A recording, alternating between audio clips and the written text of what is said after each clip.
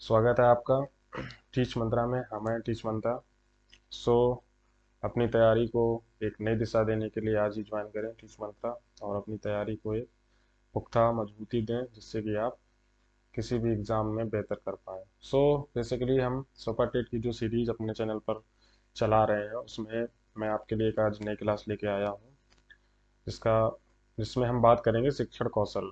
इस टॉपिक से 10 10 नंबर का पोर्शन रहता है जिससे 10 क्वेश्चन पूछे जाते हैं और 10 नंबर के होते हैं आपके सिलेबस के अकॉर्डिंग।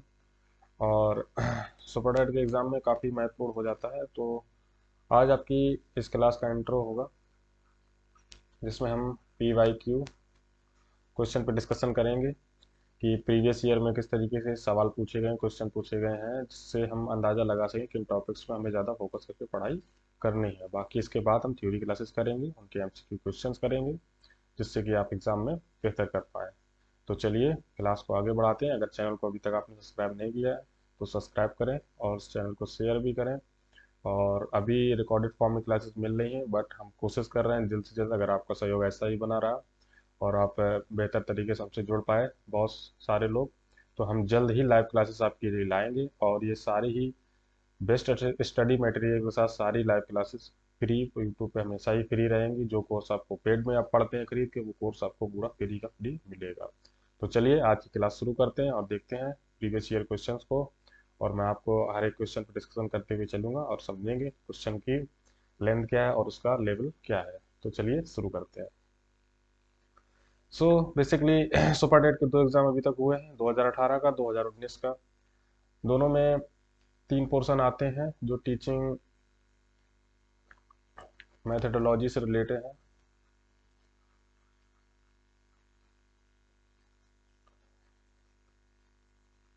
शिक्षण सिद्धांत और शिक्षण कौशलों से संबंधित जो टॉपिक हैं वो 3 हैं। एक तो बाल विकास आ जाता है आपका। हम प्रीवियस ईयर वीडियोस में इन सब के बारे में डिस्कशन कर सकें तो मैं शॉर्ट में थोड़ा कंक्लूड करके आपको बताना चाहता हूँ, जो बच्चे नए हैं वो ये चीज़ों को समझ पाए ठीक से। और आपका शिक्षण कौशल,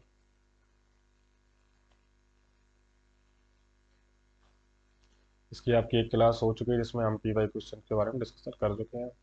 इसकी आपकी आज इंट्रो क्लास है, इसमें हम PYQ क्वेश्चन और सिलेबस के बारे में डिस्कशन कर लेंगे। तीसरा आपका आता है जीवन कौशल, जिसकी आपकी 3 क्लासेस हो चुकी हैं। अगर आपने अभी तक वो क्लासेस नहीं देखी हैं, ये क्लास भी नहीं देखी, मैं आई बटन पर लिंक दे दूंगा, आप वहाँ से जाके क्लासेस देख सकते हैं। बेसिकली ये 10-10 नंबर के तीनों पोर्शन है जिनको इंक्लूड करके 30 नंबर का पोर्शन आपके सुपर टेट के एग्जाम में पूछा जाता है। बाकी तीनों ही इम्पोर्टेंट, सिमिलरली ही इम्पोर्टेंट है यूपी टेट के लिए, सी टेट के लिए और KVS के लिए। कोई भी अदर टीचिंग एग्जाम है अगर उसमें वहाँ पे शिक्षण कौशल, शिक्षण सिद्धांत या शिक्षण मेथोडोलॉजी से संबंधित जो भी चीज़ें पूछी जा रही हैं तो उसके लिए बेसिकली सेम इम्पोर्टेंट है, क्योंकि हम लोग थ्योरी वाइज डिटेल में पढ़ते हुए चल रहे हैं। तो आपको कहीं भी दिक्कत नहीं होगी, आपको हर जगह से फायदा मिलेगा। चलिए डिस्कस करते हैं पहला क्वेश्चन क्या है। पहला क्वेश्चन है निम्नलिखित में से कौन सा कथन शिक्षण के संदर्भ में सही नहीं है। थोड़ा ध्यान देने की जरूरत है। Which one of the following statements about teaching is not correct. यहाँ पे पूछा है नॉट करेक्ट, तो आपको क्वेश्चन पर ध्यान देना है। एग्जाम में भी इस टाइप के क्वेश्चन बनते हैं क्योंकि जो पैटर्न है एग्जाम का वो दिन दिन बदलता जा रहा है और तो उसका लेवल थोड़ा अप किया जा रहा है। तो क्वेश्चन को नेगेटिव फॉर्म में ज़्यादा पूछा जा रहा है आजकल, पॉजिटिव अप्रोच के हिसाब से कम। नेगेटिव अप्रोच ज़्यादा लगाई जा रही है, पॉजिटिव अप्रोच कम लगाई जा रही है। इसका एक सीधा सा रीजन होता है क्योंकि हम क्वेश्चनों के आंसर से याद करते हैं, उसमें ये दिमाग नहीं लगाते कि इसका आंसर कौन सा है। एलिमिनेशन मेथड बहुत ही कम बच्चे यूज़ करते हैं। सीधा सा एक हमको यही सिखाया जाता है, हर टीचर हमको यही बोलता है कि आपको सिर्फ सही आंसर याद करना है। क्यों याद करने हैं सही आंसर? मुझे अगर किसी क्वेश्चन में 2 सही आंसर याद नहीं है, एक आंसर मुझे मुझे पता है कि 2 आंसर गलत है, मुझे नहीं पता इसमें सही सा आंसर कौन है, तो मैं अपनी थिंकिंग अपने क्रिएटिव लेवल के हिसाब से, जो फॉर्मल थिंकिंग है ऑटिज्म है मेरे माइंड का, मैं उसके हिसाब से अंदाज़ा लगा के क्वेश्चन को भी सही कर सकता हूँ। तो ये बेसिकली एक तरीका होता है कि कैसे आपको पेपर में क्वेश्चन को डील करना है, और ये बहुत मैटर करता है। आप कितना भी पढ़ लें, कितनी पढ़ाई कर लें, एग्जाम में अच्छा परफॉर्म करना है तो आपकी जो एग्जाम की छोटी छोटी बेसिक चीज़ें हैं उनको बहुत ही ध्यान से फोकस करके उन पे उनको अप्लाई करना है, जिससे आप एग्जाम में जो 5 से 10 नंबर का डिफरेंस आता है बाकी बच्चों से आपका, उसमें आप प्लस कर पाएंगे। सो क्वेश्चन में बेसिकली पूछ रहा है निम्नलिखित में से कौन सा कथन शिक्षण के संदर्भ में सही नहीं है। शिक्षण एक अंतः क्रियात्मक प्रक्रिया है। Teaching is an interactive process. बिल्कुल इंटरेक्टिव प्रोसेस। स्टूडेंट है, टीचर है, इंटरेक्शन होता है, पढ़ाई होती है, बच्चे सवाल करते हैं, शिक्षक आंसर देता है, दोनों में इंटरेक्शन होता है। बिल्कुल पहला ऑप्शन बिल्कुल ही करेक्ट है। शिक्षण एक त्रिमुखी प्रक्रिया है। सही है। त्रिमुखी प्रक्रिया इसलिए बोला गया है, स्टूडेंट है, सिलेबस है, टीचर, तीनों को मिला के ही एक कक्षा बनती है। पूरा शिक्षण जो टीचिंग का प्रोसेस होता है वो कंप्लीट होता है। और इस चीज को बताया किसने था? इस चीज को बताया था जॉन डीवी ने। तो आपको ये भी अब क्लियर हो गया होगा। तीसरा ऑप्शन यहाँ पे दे रखा है बेसिकली शिक्षण एक प्रभाव निर्देशित प्रक्रिया है। बिल्कुल सही है। टीचर है वो स्टूडेंट पे अपना इफेक्ट डायरेक्ट इफेक्ट छोड़ता है, चीज़ों को समझाता है, बच्चों पे इफेक्ट पड़ता है, वो चीज़ों को समझते हैं, सीखते हैं, और जो टीचर का व्यवहार होता है उनको अपने लाइफस्टाइल में अप्लाई करते हैं, और उन्हीं चीज़ों की वजह से उनके जीवन कौशल लाइफ स्किल्स में चेंजमेंट्स भी आते हैं। सो फोर्थ ऑप्शन में दिया गया है शिक्षण केवल कक्षा तक सीमित रहने वाली प्रक्रिया है। नहीं, यहाँ पे केवल दिया है, निगेटिव वर्ड है ये आपका।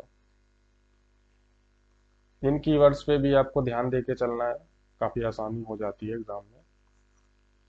सो यहाँ पे शिक्षण केवल कक्षा तक सीमित रहने वाली प्रक्रिया नहीं है, ऐसा नहीं है।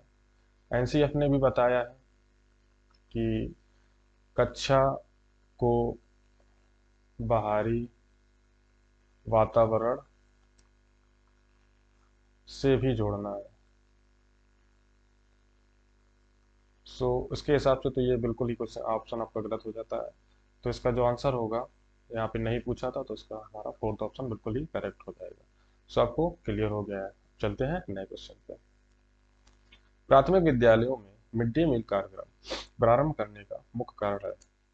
The main reason to initiate mid day meal programme for primary school is समाज विस्तार करना, टू एक्सपेंड सोसाइटी, रोजगार वृद्धि करना, टू इंक्रीज एम्प्लॉयमेंट, नामांकन संख्या बढ़ाना, टू इंक्रीज एनरोलमेंट, अध्यापकों का विकास करना, टीचर्स डेवलपमेंट। सो देखते हैं समाज का, सोसाइटिकल मिड डे मील से इसका कोई लेना देना नहीं है। रोजगार में वृद्धि, खाना बच्चों को खाना खिला रहे, इसमें रोजगार से वृद्धि क्या हो जाएगी? हाँ, बेसिकली जो खाना बनाने के लिए जो लोग रखे गए प्राइमरी स्कूल्स में, उनको थोड़ा रोजगार मिला, बट रोजगार में इतनी भी वृद्धि नहीं होगी। नामांकन संख्या बढ़ाना, हाँ ये एक चीज पॉजिटिव अभी तक इसमें लग रही है थर्ड ऑप्शन में, बट हम फोर्थ पे पहले चलेंगे।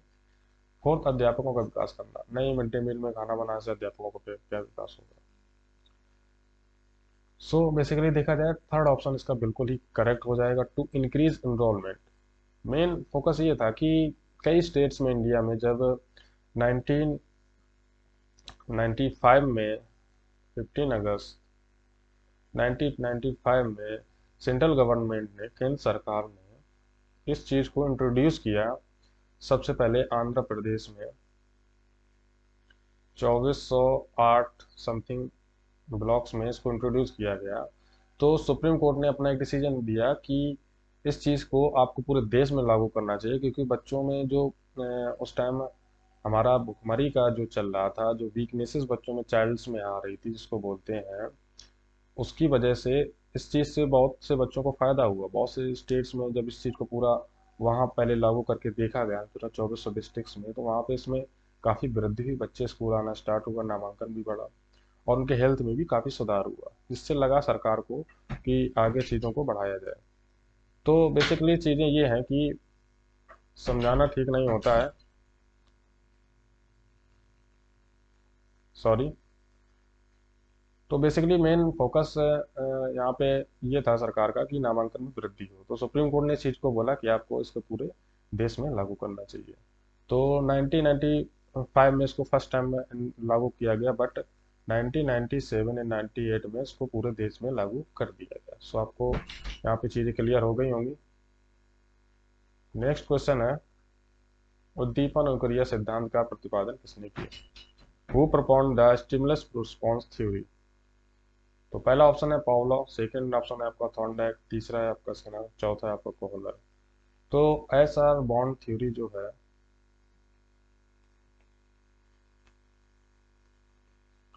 उसको आपने थॉर्नडाइक ने बताया था। थॉर्नडाइक ने जब बिल्ली के ऊपर एक्सपेरिमेंट किया, प्रयोग किया, तो उन्होंने बताया कि स्टिमुलस रिस्पॉन्स जो थ्योरी ऑफ दीपक अनुक्रिया है, उस सिद्धांत के अनुसार इन्होंने इस चीज़ को बताया था। तो काफ़ी इजी क्वेश्चन था, बेसिक क्वेश्चन है, आपको पता होना चाहिए। चलते हैं अब नेक्स्ट क्वेश्चन पे। पढ़ने और लिखने की अक्षमता है, तो ये डिसेबिलिटीज का क्वेश्चन है। To read disability is read and write is autism, dyslexia, dyspraxia, apraxia. Autism, dyslexia, dyspraxia, apraxia. तो ऑटिज्म तो मेनली माइंड से रिलेटेड हो जाएगा, मानसिक दिल किसी चीज़ की बच्चे में अगर मस्तिष्क का उसका डेवलपमेंट ठीक से नहीं हो पाता है तो उसको ऑटिज्म बोलते हैं। और डिसलेक्सिया हो जाएगा आपका पढ़ने, रीडिंग एंड रिटेन, दोनों डिसलेक्सिया बोलते हैं।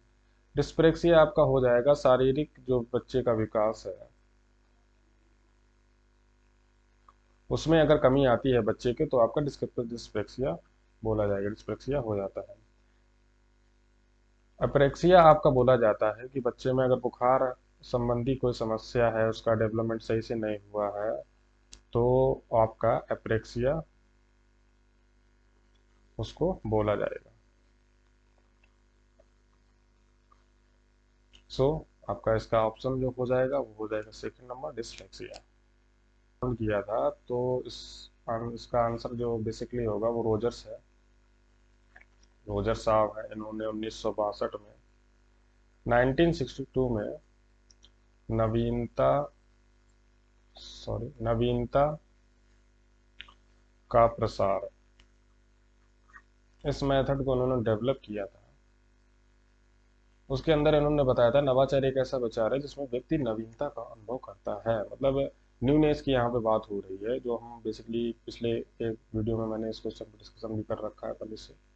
तो नवाचार एक ऐसा विचार है जिसमें व्यक्ति नवीन अनुभव कर, न्यूनेस की बात हो रही है कि वो अगर कहीं घूमने जाता है, कुछ सीखता है नई चीज़ें, तो उसका जो अनुभव है उसमें भी नई नई चीज़ों में ऐड होती रहती है, नई नई चीज़ें उसमें उसको हेल्प करता है। सो बेसिकली सीधा इसका आंसर है, आपको डेफिनेशन है याद ही करना पड़ेगा, तो इसका आंसर हो जाएगा सेकंड नंबर, बिल्कुल ही करेक्ट। चलते हैं अब नए क्वेश्चन पे। नया क्वेश्चन है, भारतीय शिक्षा के इतिहास में सर्वप्रथम किस समिति ने अपव्यय एवं अवरोधन पर विचार किया? Which committee in the history of Indian education discussed wastage and stagnation first of all? तो उसमें पहला बोला गया हर्टांग समिति, हर्टांग समिति इसका आंसर हो जाएगा आपका। और सेकंड नंबर है यशपाल समिति। यशपाल समिति ने बेसिकली बोला था बिना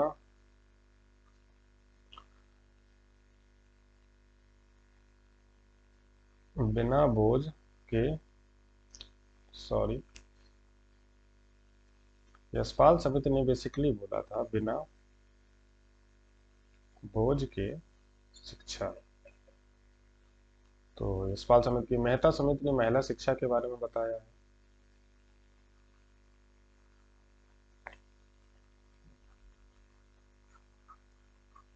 और थर्ड जो आपका है जाकिर हुसैन समिति, इसने वर्धा शिक्षा के बारे में बताया है।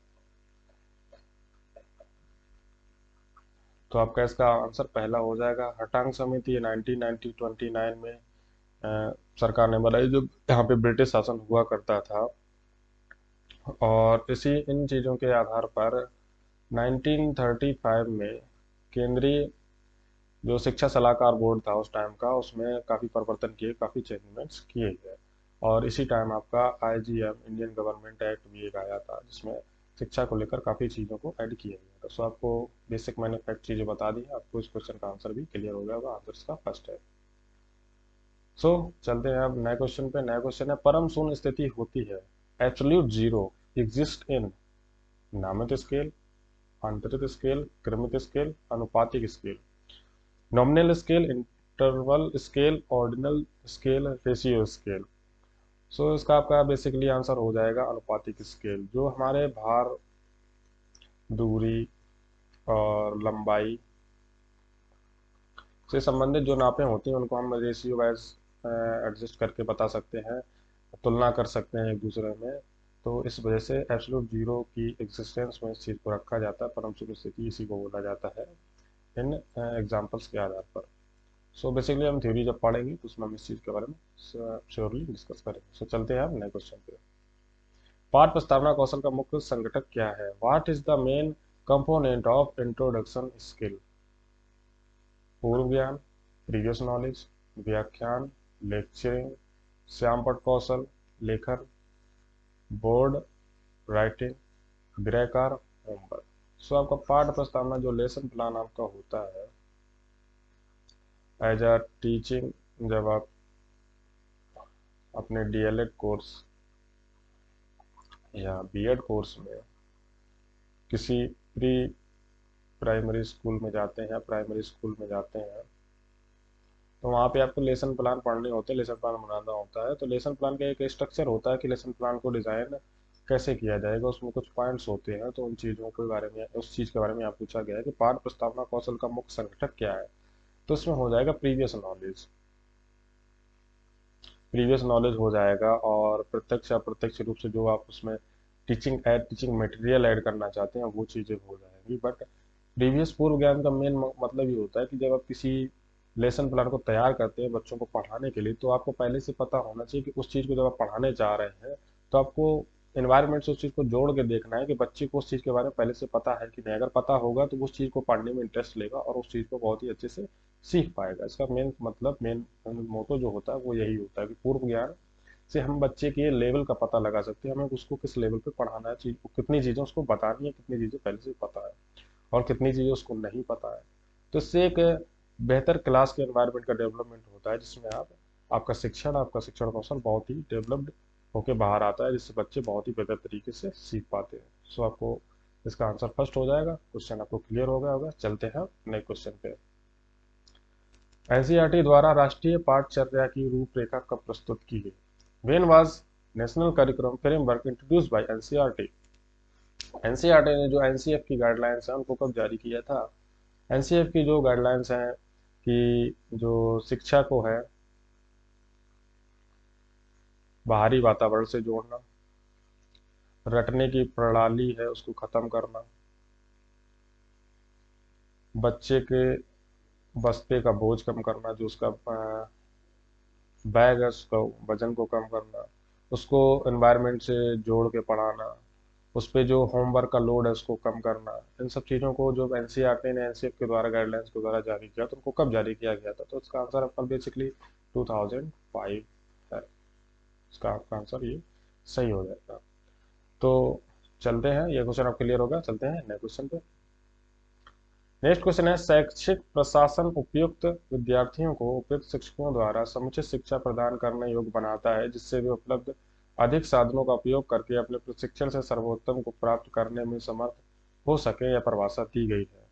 तो ये बेसिकली डेफिनेशन है। बेसिकली आपको डायरेक्ट आंसर में बताना पड़ेगा। फिर पियर ग्राम द्वारा ये एक सोशोलॉजी से रिलेटेड एक साइंटिस्ट रहे हैं, जिन्होंने शैक्षिक प्रशासन से संबंधित अपनी थ्योरीज के बारे में और स्टूडेंट्स को में जो टीचरों को क्या बेनिफिट मिल सके, बेनिफिट के हिसाब से उनको पढ़ाना चाहिए, या किन किन चीज़ों का ध्यान रखिए एजुकेशन देनी चाहिए, इस चीज़ के बारे में बताया। तो इसका डायरेक्ट आंसर आपका थर्ड ऑप्शन ही हो जाएगा। इसका कोई ऑप्शन नहीं, आपको क्वेश्चन याद ही करना पड़ेगा। इस टाइप क्वेश्चन है, आप देख रहे हैं कि दो डेफिनेशन से क्वेश्चन भी आया, तो आपको इन सब चीज़ों पर भी ध्यान देके चलना है। अब आते हैं जो 2018 का पेपर हुआ था। ये बेसिकली रिटन एग्जाम था, तो उसमें आपको ऑप्शन नहीं मिलेंगे, डायरेक्ट ही हम आंसर पर डिस्कस करेंगे।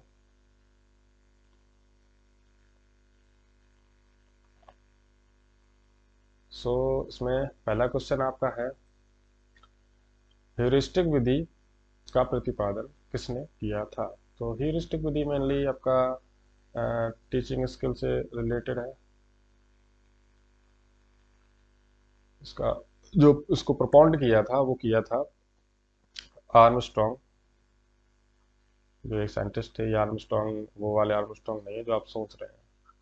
ये आर्मस्ट्रॉन्ग है एक सोशलॉजी के साइंटिस्ट, जिन्होंने इस चीज़ के बारे में बताया था। Which report is called as magna carta of Indian education? किस घोषणा पत्र को भारतीय शिक्षा का शिलालेख कहा जाता है? तो काफी इंपॉर्टेंट क्वेश्चन है ये आपका। किस घोषणा पत्र को भारतीय शिक्षा का शिलालेख कहा था? तो Wood dispatch Wood dispatch is called Magna carta of Indian constitution, Indian education, sorry. Who introduce the 5 step system in preparation lesson planning, पाठ योजना निर्माण में पंचपदीय प्रणाली का किसने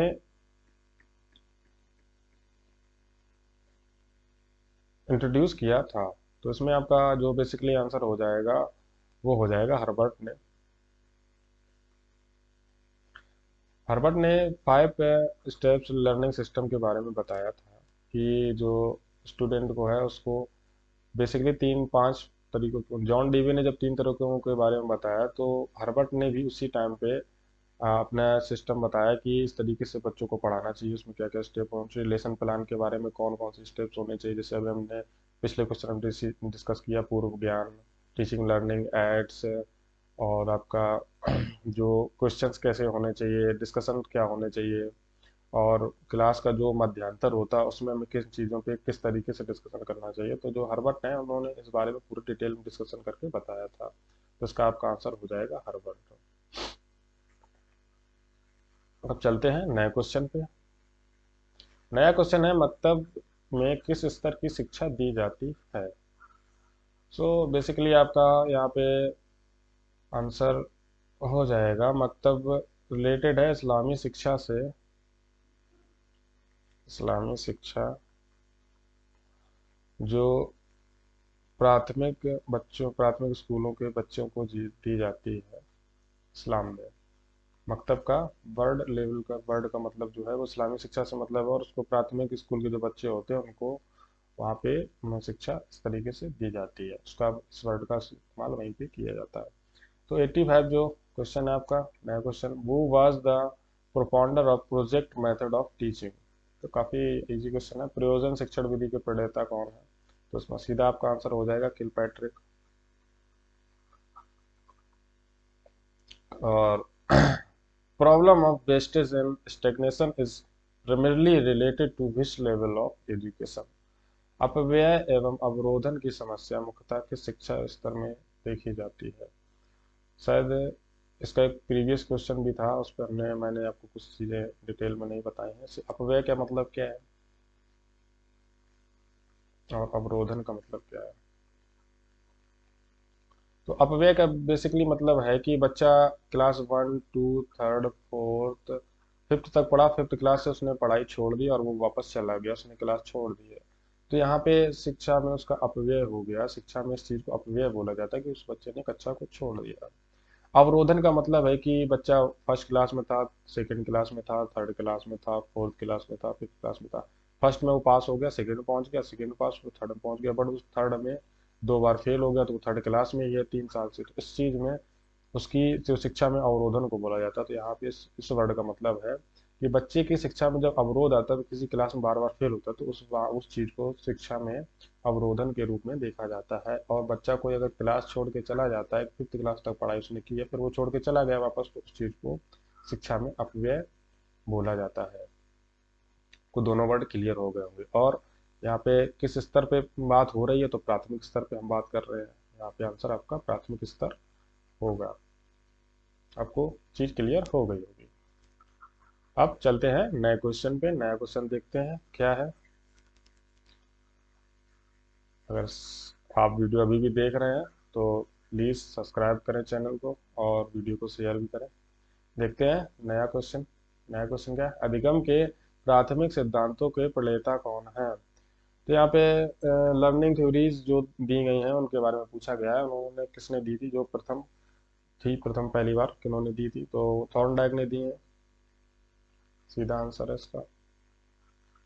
थॉर्नडाइक ने बताया था कि लर्निंग के बारे में जो 3 चीज़ें बताई हैं उन्होंने, उसके बारे में डिस्कशन किया था। बाकी हम लोग थ्योरी पढ़ेंगे। ये क्वेश्चन वैसे आपका सीडीपी का क्वेश्चन है, बट इसको इसमें इंक्लूड करके दिया गया। पेपर का कोई सिमिलरली पैटर्न नहीं रहता है पीएनपी वालों का।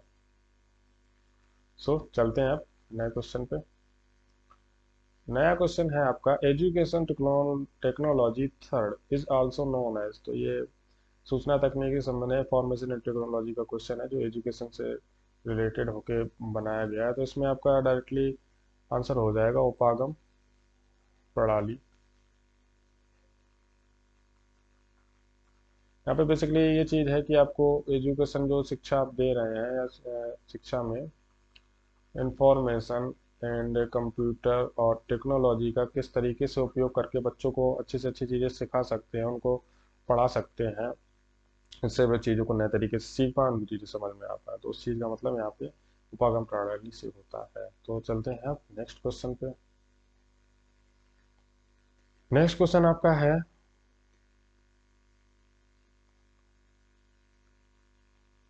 नेक्स्ट क्वेश्चन यहाँ पे आपका पूछ रहा है, कक्षा शिक्षण के उपरांत छात्रों की अधिगम संबंधी समस्याओं को जानने के लिए कौन सा परीक्षण किया जाता है। तो यहाँ पे डायरेक्टली पूछ लिया गया है कि बच्चे में अगर किसी अधिगम उसके लर्निंग में इफेक्टिवनेस आ रही है, उसको प्रॉब्लम हो रही है, तो हाँ टीचर को किस तरीके का इस्तेमाल करना चाहिए जिससे उसकी अधिगम संबंधी समस्याओं का पता लगा सके। तो यहाँ पे डायरेक्टली बोला जाएगा निदानात्मक प्रणाली। तो पहले तो हम बच्चे की समस्या का पता लगाएंगे, फिर उसकी समस्या का निदान करेंगे जिससे कि उसके जो अधिगम में समस्या आ रही, सीखने में समस्या आ रही है, उसमें उसको सहायता मिलेगी और वो समस्या दूर हो जाएगी जिससे कि वह चीज़ों को आसानी से सीख पाएगा। सो बेसिकली हमने आज प्रीवियस ईयर के जो 20 क्वेश्चन थे, समथिंग 20 ही क्वेश्चन थे, मैंने इंक्लूड किया है क्योंकि 2 ही पेपर हुए, तो 10 क्वेश्चन का जो पोर्शन आता है उसके हिसाब से 20 क्वेश्चन हमने आज डिस्कस कर लिए हैं। और आपको चीज़ अब क्लियर हो गई किन टॉपिक से कौन कौन सी चीज़ आती है, क्या पूछा जाता है, किस क्वेश्चन का लेवल क्या है। बेसिक क्वेश्चन ही पूछे जाते हैं, तो ज़्यादा आपको इधर उधर भागने की ज़रूरत नहीं है, बहुत अच्छे से पढ़ाई करनी है इसी अपने नोट्स बना के। और चीज़ों को जो बार बार क्वेश्चन रिपीट हो रहे हैं उन क्वेश्चंस को, उन चीज़ों को, उन टॉपिक्स को ज़्यादा अच्छे से पढ़ना है, वो चाहे इस सब्जेक्ट की बात हो या किसी भी सब्जेक्ट की बात हो। बाकी और इससे बेहतर क्लासेस नोट्स के लिए आप हमारे चैनल को आज ही ज्वाइन करें, और चैनल को सब्सक्राइब नहीं किया तो तुरंत ही चैनल को सब्सक्राइब करें अभी। और जो सीरीज ये सुपर टेट की चल रही है इसमें अभी आपको मैथ्स की न्यू क्लासेस, कंप्यूटर की न्यू क्लासेस, और मैं आपसे ये भी कहना चाहूँगा कि 20 फैब से लगभग लैंग्वेज का जो पोर्शन है उसकी क्लासेस भी आपको मिलना स्टार्ट हो जाएंगे। सो बेसिकली आपका पूरे कोर्स की सारी क्लासेस आपको वीक में 3 क्लासेस के रूप में या 4 क्लासेस के रूप में आपको मिलती रहेंगी। और 5 या मार्च मिड तक हम सारा सिलेबस कवर कर लेंगे, उसके बाद हम सिर्फ MCQ पे फोकस करेंगे और धीरे धीरे अपना ऐसे ही सिलेबस पढ़ते रहेंगे। और चैनल को अगर आपने अभी तक किसी से अपने दोस्तों के साथ शेयर नहीं किया तो प्लीज़ शेयर द चैनल। और अगर आपने अभी तक सब्सक्राइब नहीं किया तो सब्सक्राइब भी करें। और बाकी आपने इतना प्यार देने के लिए आपका बहुत बहुत धन्यवाद। और हम आपके लिए ऐसी बेहतर क्लासेस लेकर आते रहते हैं। तो चलते हैं मिलते हैं नई वीडियो में, तब तक के लिए धन्यवाद।